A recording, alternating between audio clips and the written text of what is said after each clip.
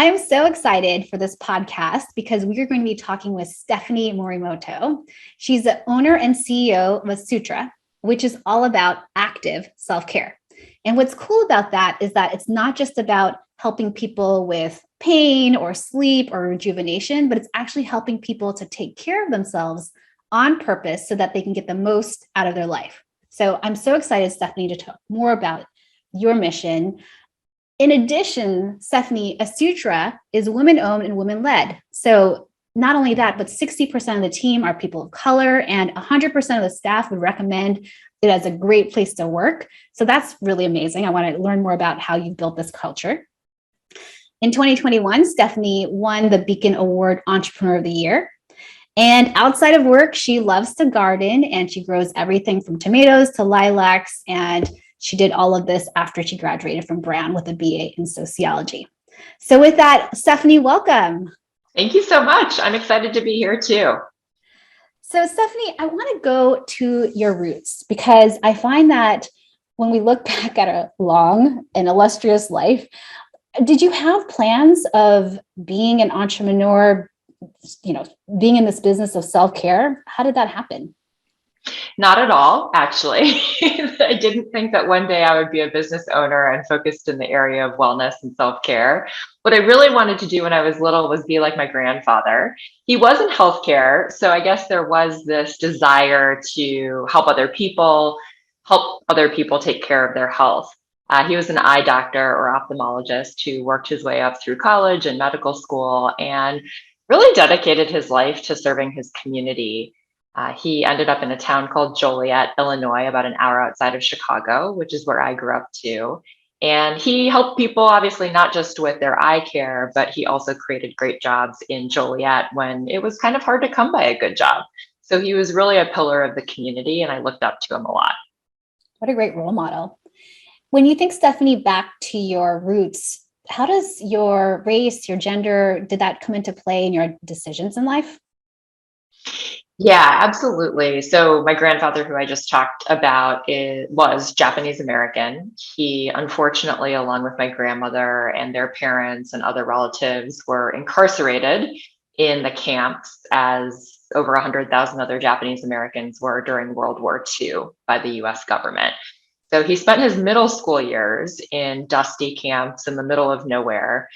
And yet somehow he retained this really positive attitude throughout his life. He never expressed resentment over that.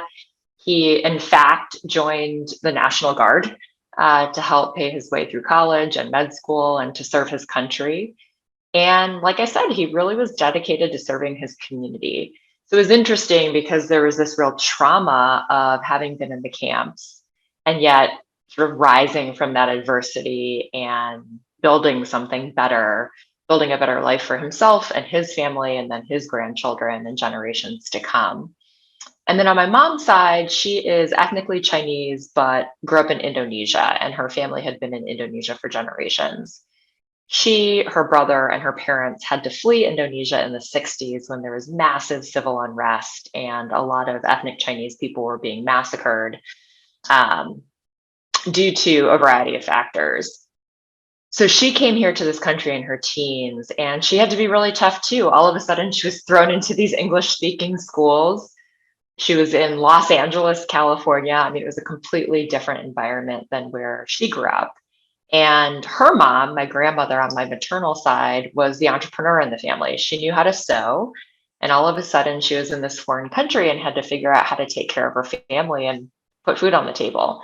So she started sewing in a dress shop and she worked her way up to build her own pattern making business, working for different fashion brands. So it was interesting to have these two different examples of grandparents who had had these very traumatic experiences, figured out a path forward and through, and were actually able to live with a lot of joy, with a lot of giving back to their family and their community.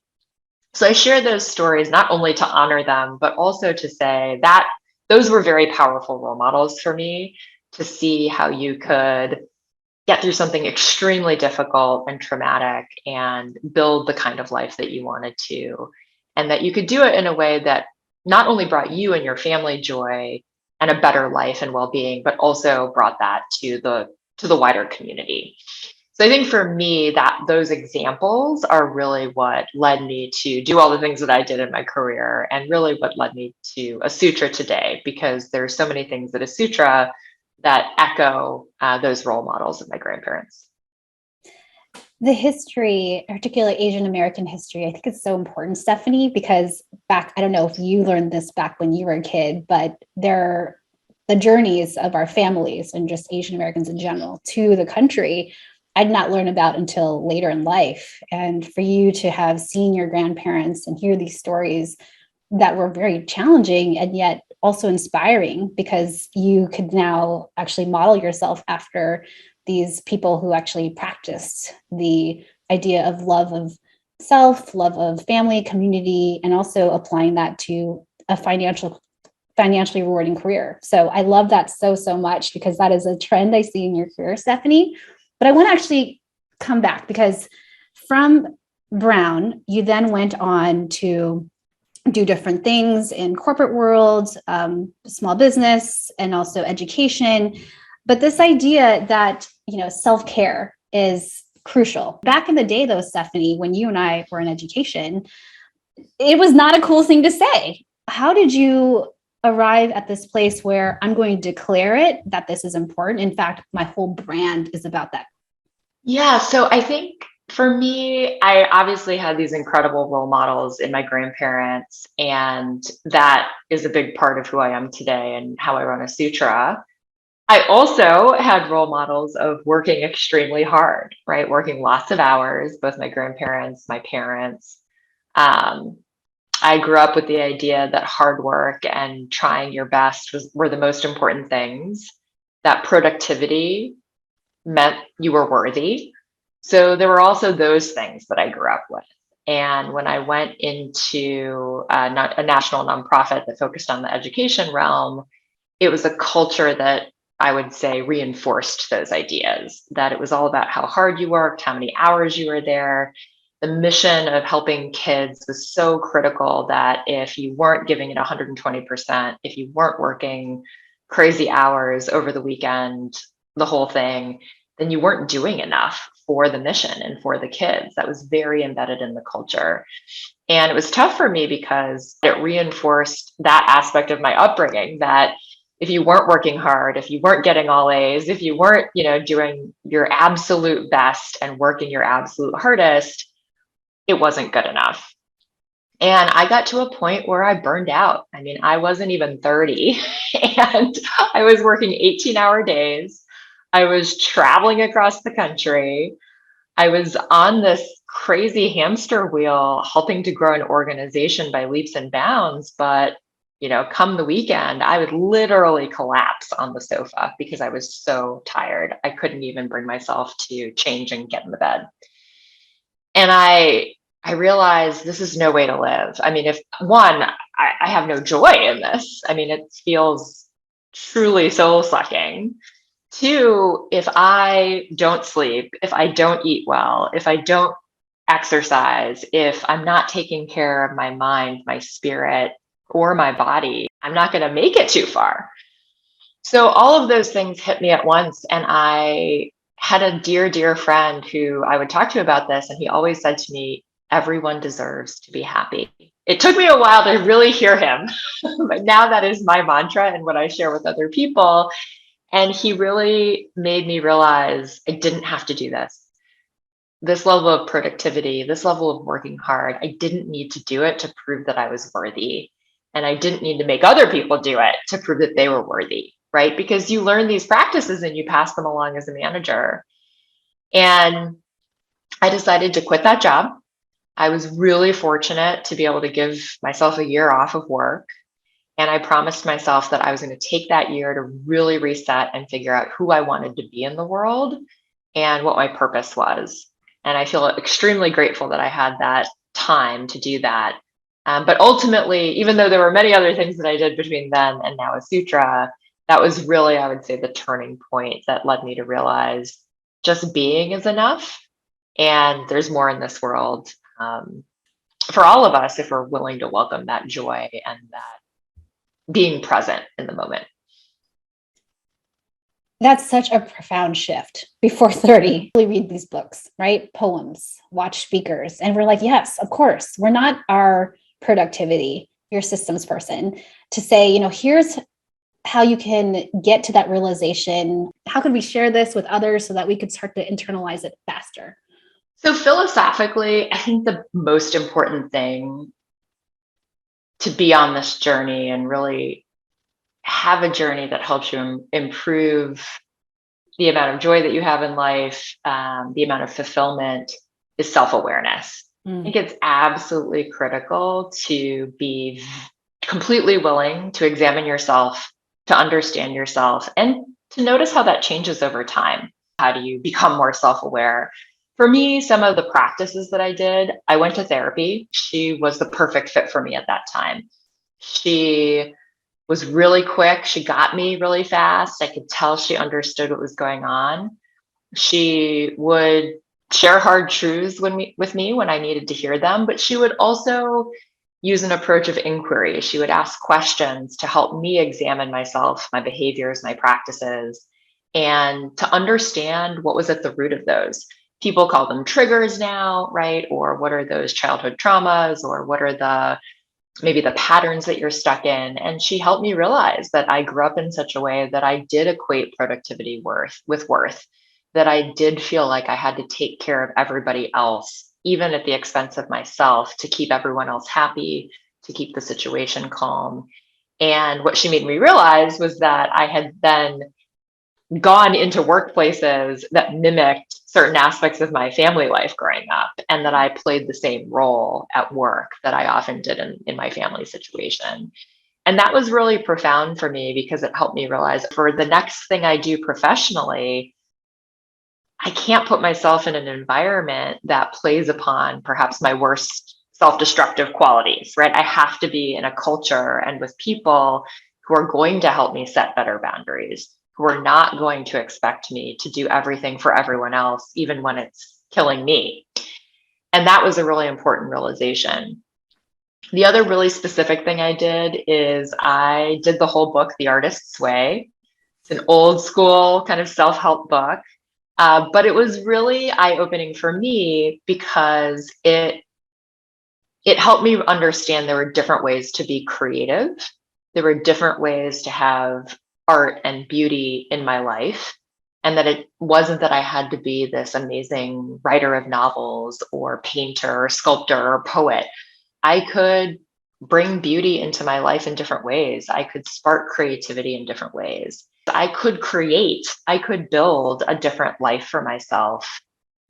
The one thing I remember taking away from the Artist's Way that I thought was also very helpful is this exercise of drawing a pie and figuring out how big do you want each piece of the pie to be that represents different aspects of your life. So how much is your family? How much is your friends? How much is your spiritual practice? How much is your work?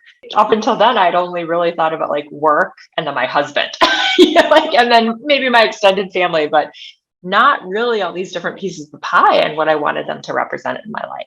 We hear about Carl Jung, you recreate this trauma and then in hopes to resolve it. And yet it happens and we're like, what are we doing? That's so crazy. I love that therapy is a normal thing and that people are doing it, and self-care is becoming more normalized. I want to talk about this vision. Did you have a vision for the company you wanted to build?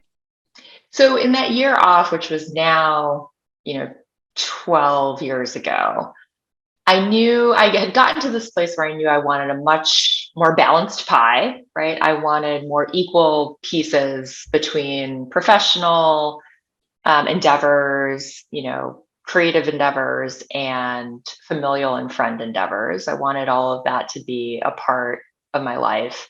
I knew I wanted the pieces of the pie to be more integrated.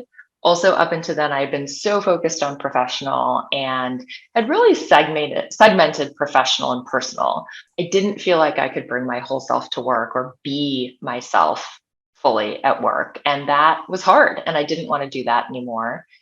And then finally, I had this idea at the time that I wanted to be an earth mama. So as you mentioned in the introduction, I love gardening. I don't have my own children. I love other people's children, but I also love caring for plants, caring for others in a healthy way. And so I had this idea of like, how can I use nature, which is so good for our calm and well-being, mentally, spiritually, physically, to take care of other people, to help them bring joy into their lives. That was as far as I got. I honestly had no idea what that would really look like in practice. And then in the intervening 12 years, I ended up doing a whole bunch of other things professionally. I worked in education again. We moved to different places in the country. And then I got to a place where I said, okay, I think I know what I want to do. Early on in my career, I helped women of color start small businesses, and I loved the entrepreneurial spirit of that. I had the example of my grandparents who were very entrepreneurial. I also had a lot of experience in education reform, seeing all of these organizations dedicated to helping kids get into college or succeed in college from neighborhoods where that was not the norm. And yet, what I also saw was a lot of parents being left behind, right? It's like, okay, there's all these resources going to help the kids, but the kids have no role models. They don't have parents or aunties or uncles or cousins who've gone to college, gotten better jobs, and done something different with their life. All of those things made me realize, okay, I want to go back to doing something more entrepreneurial. I want my impact to be perhaps narrower, but deeper in a community that matters to me. And I think we need to do something to create good jobs for people, because while there's all these things that are helping kids, there's not as much that really help adults. So a friend of mine had bought a small business from an owner ready to retire who didn't have somebody in his family to hand it off to. And she created better systems, created a better marketing and sales approach, and really built it into a successful business. And I thought I would love to do that. I'm not a startup person, but this is a way that I can be on that entrepreneurial journey. So I combined all of those things and bought and started to build Asutra.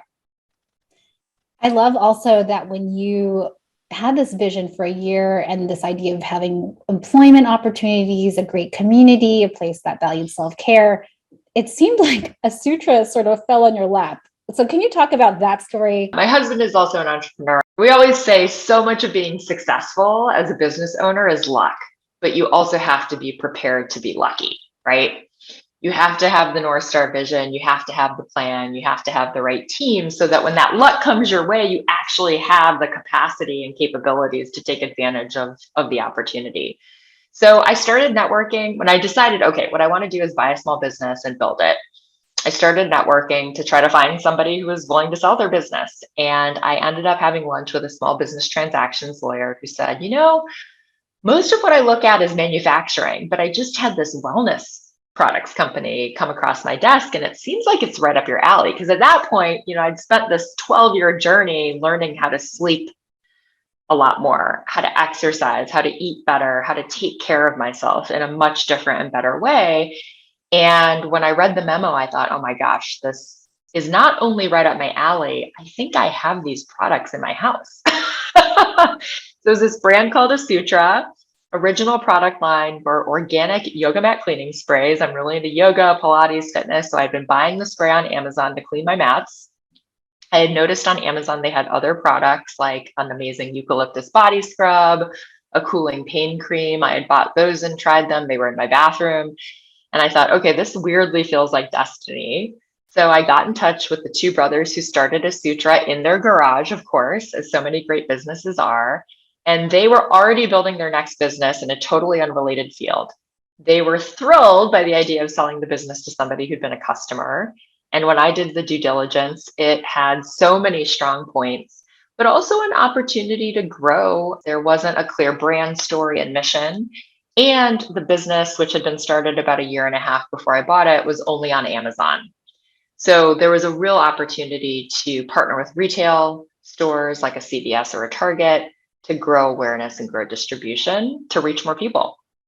I mean, Stephanie, we're talking Walmart. So let's just say that you thought it an opportunity and got into Walmart. It's really exciting how you had this vision and then it fell / you're ready in your lap to receive it. So let's talk about how then you built this culture, because I'd love for you to describe how it is a community where there's a high percentage of people of color, but it's also about employment. Yeah, I'll talk about a couple things. How do we hire and what's been important to us there, but also how did we build the culture on a foundation of core values? So, from a mission standpoint, as I mentioned, creating good jobs for people who need them most in Chicago, my hometown, was an important part of why I wanted to buy and build a business in the Chicagoland area. The two brothers who founded Asutra built it in Houston, Texas.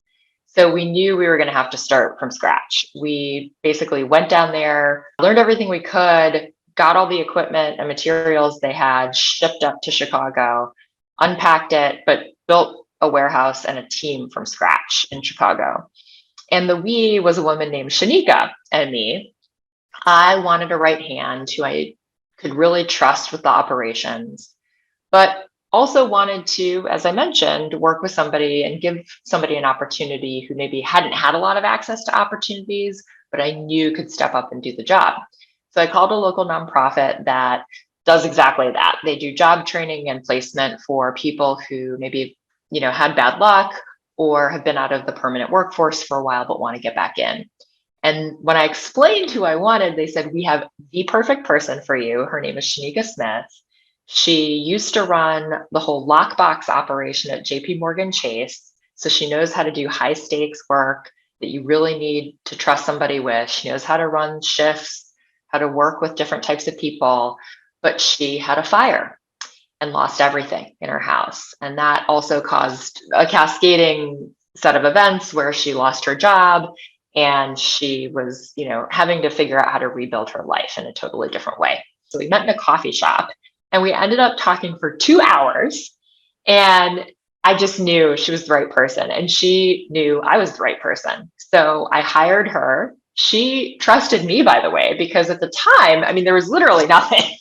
She was excited about the vision. She loved the idea that she could run all the operations. She came with me to Houston to learn the business of Asutra.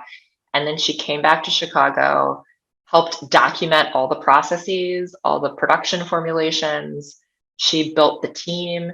She literally helped me put up shelves in the warehouse. That was a critical hire. Somebody who I felt like really embodied everything that we were going to stand for at Asutra and could help me build the team and build the culture. And since then, one of the first key things we did to drive the right culture was define our core values. Who are we? How do we treat each other? What do we believe in? So, for example, our top core value is one team, one goal. We're all in this together. We've got each other's backs. And that's been really important the last few years in particular. We hire for those core values. They are in our handbook. They're on a board on the wall in our warehouse. And when we interview people, we have them read the core values. And we actually ask them for examples of when they have exemplified those core values and what those core values mean to them in real life. And the people who get it and can talk about it and seem excited about those core values, we know those are not our people. Those are really, I would say, the foundational building blocks of how we've hired people who we believe are aligned with our culture and how we keep that culture alive. The last thing I'll say is, as a woman of color, even before Asutra, I was always really focused on building very diverse candidate pools every time I had to hire. And that meant that if I had a diverse candidate pool, I would end up with a diverse team, right? And I've kept that practice all along. And that's how we end up with 60% people of color, women owned, women led, and the people and the culture that we have at Asutra. And they're happy, Stephanie. Let's not They are happy. Yeah. They are happy. We take self-care very seriously. We not only want to deliver that for our customers and help them integrate it into their daily lives, we want our team to do that too. Honestly, Stephanie, I listened to you and it's so beautiful because having worked in nonprofits with these missions of helping kids and making the world a better place, sometimes I wondered about the culture, including my own culture that I was building and whether or not I was creating that for the people who worked for me. So I love that you're serving not just your customers, but your people, and that it's a huge North Star for bringing in more like-minded people. So tell me, Stephanie, because your management style and learning to be a great manager.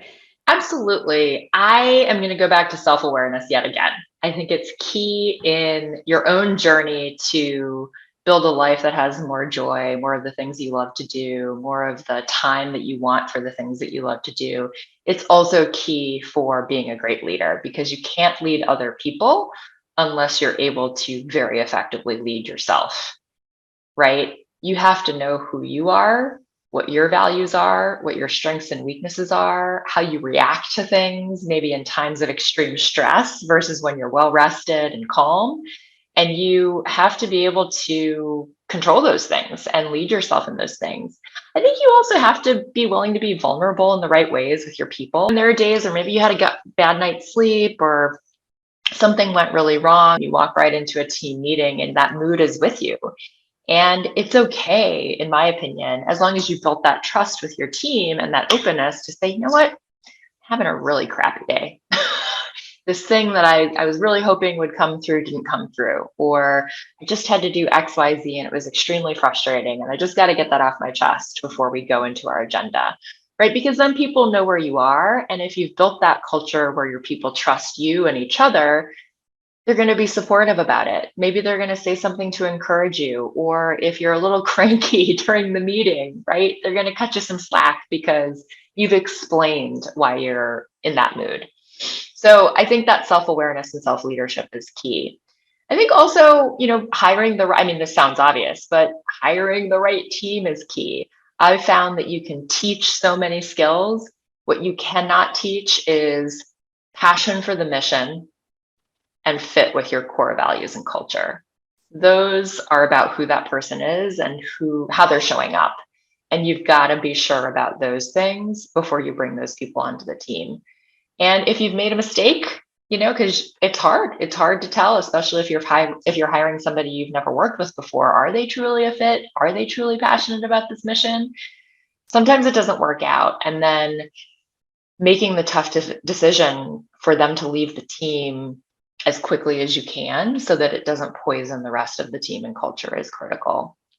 And then finally, I think, there's so many things that I could talk about with good management and leadership, self-awareness, self-leadership, hiring the right people who are culture fits and passionate about the mission, having real and honest conversations with the team. It doesn't have to be a therapy session every time you check in, but, have regular check-ins with your team members, have clear goals and expectations both ways. You know what you expect of your team. They know what to expect from you as their manager and leader. And then have regular conversations about that. How are we doing against our goals? How are we doing against our priorities? Do we need to change course in any way? And also, how are we doing in life, right? I'm not a parent, but most of my employees are. And especially with COVID, stuff just comes up, right? It's like suddenly we have a homeschool day or one of my employees, he's the primary parent at home and his wife is a doctor who works full time. They just sent their first kid off to college. It was rough for everybody. And he needed some time off to just deal with that and help his son. Great, because I know you're going to get the work done that we need to get done by a certain date. And I don't need to micromanage when you're doing it. And I'm glad that you're being honest with me and telling me, hey, you need to take this Friday afternoon to handle that with your family. When I listen to you, Stephanie, it sounds just so compassionate that we're not just working beings, but we're human beings. Yes. Yes. So many roles, right? You don't have to just see me as your worker bee, but as a person who might be a partner, might be a mother, might be whatever, just a person who loves yoga, whatever the things are, that we're more than just a robot. So I love the human aspect to that. So I want to get us to your celebrity. So go forth with this story, Stephanie. So it goes back to this idea that so much about being a successful entrepreneur is good luck, but also being prepared to be lucky. So I bought Asutra in 2018. And early on, I was doing everything until we had a team that we were able to build. I was looking through some of the customer service emails. I was running to the post office to ship people's orders from the website. I was, sometimes I would pitch in and help assemble products. The whole shebang. And one day I get a customer service email forwarded to me, just to our generic support@asutra.com email. And it's from this guy who works at IMG WME, which is the world's biggest talent agency. It says, "Hey, I learned about your brand. One of the athletes I work with uses your brand and loves it, and I'd really love to talk to you and learn more."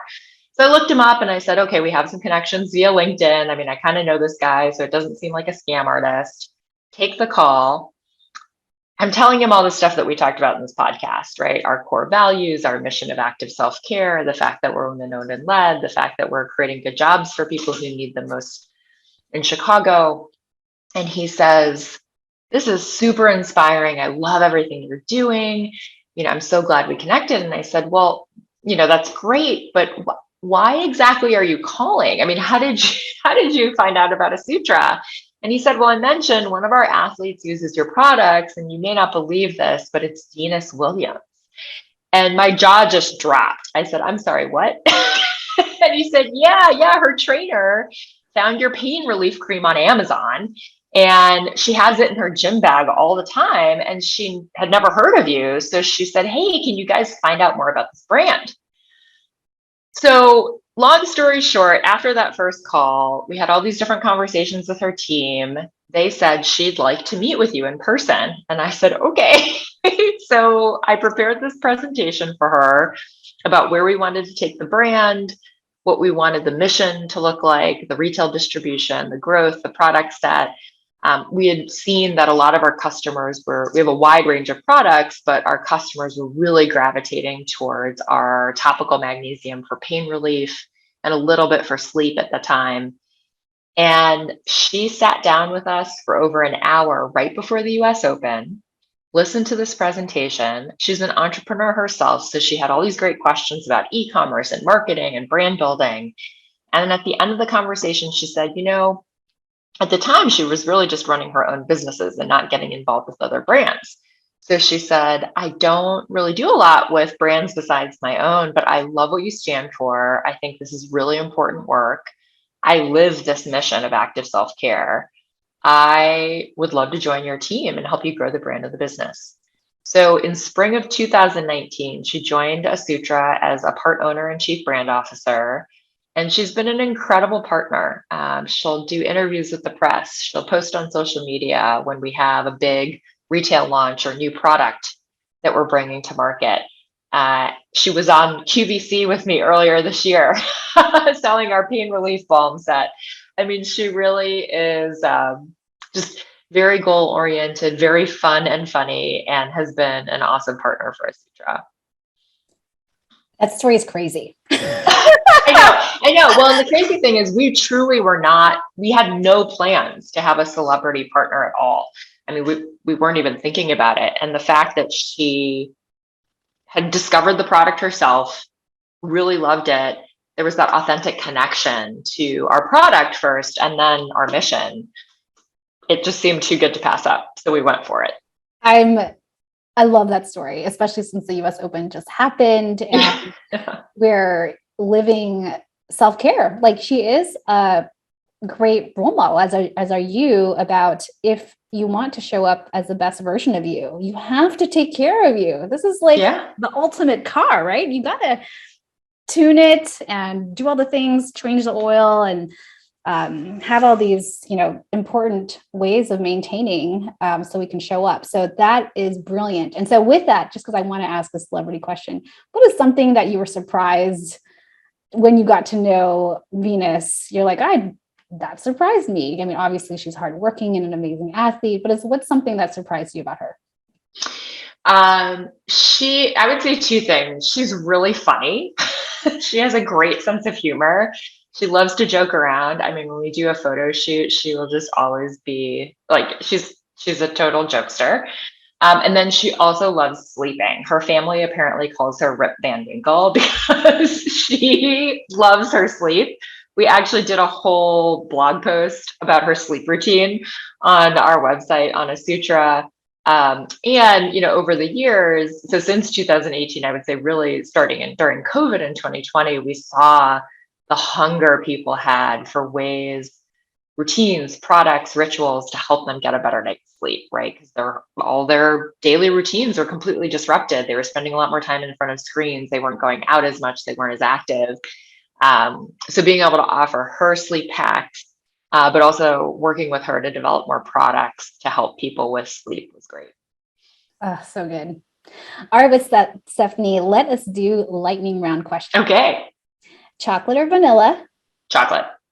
Cooking or takeout? Cooking. Climb a mountain or jump from a plane? Climb a mountain for sure. I like to go up. I don't really like the idea of jumping down.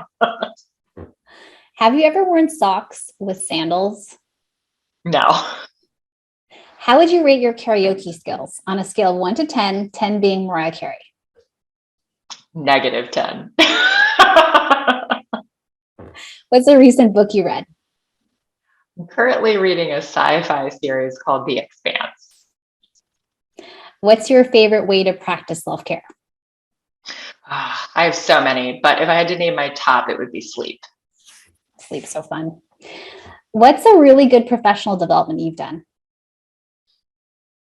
This is a tough one. Honestly, I think the best professional development I've done is more informal, learning from mentors, but also learning from people who work for me, my employees. What's your definition of a boss mama? Well, I think the word boss can have a lot of different connotations, some of which are good and some of which are bad. I think for me, it's really about defining who you want to be in the world, what purpose you want to fulfill, and then doing it, right? Doing the work to have the space, the time, the creativity to do those things you want. And what advice would you give your younger self? Well, as we talked about earlier, when I was younger, I really did equate productivity with worth, and I strived for perfection. That's what I learned growing up. And if I could go back and talk to my younger self, I would say, don't take it all so seriously. It's okay to just play, to be, to have fun. You're never going to be perfect, so don't bother. And really enjoy all the moments. So, Stephanie, where can we find you? Like LinkedIn or anywhere else like that? Yeah. I am on Instagram at Stephanie_Morimoto, and then my company is at Asutra.life. I'm also on LinkedIn, so please connect with me on both places. And then actually, this is great timing. I just launched literally last week a Substack called Asking for a Friend, where I answer different questions that people have asked me all throughout my career, kind of like the questions we talked about today, and share advice as well as blueprints for how to do things differently or better in your life. Sounds fabulous. And then the last question, do you have a final ask, a recommendation, or any parting thoughts to share? Yeah, well, I would say two. Of course, please try Asutra. We love for new customers to come and try our products, check out our blogs, and let us know what you think. But really more fundamentally, I would say, for me, a big reason I'm doing this is I think it's so important for us to come together as individuals into a community. If we're going to make this world a better place, we've got to do it collectively. But we can't do it if we don't have reservoirs of energy and strength to draw upon. And the only way that you build those reservoirs is if you take care of yourself well and take care of yourself on purpose. So take care of you so we can take care of each other and take care of this big, beautiful world that we're a part of. And hopefully make it an ever better place over time. With that, Stephanie, thank you so much for being here. I learned a ton, super inspired. Really appreciate you. Yeah, thank you for having me. This is great.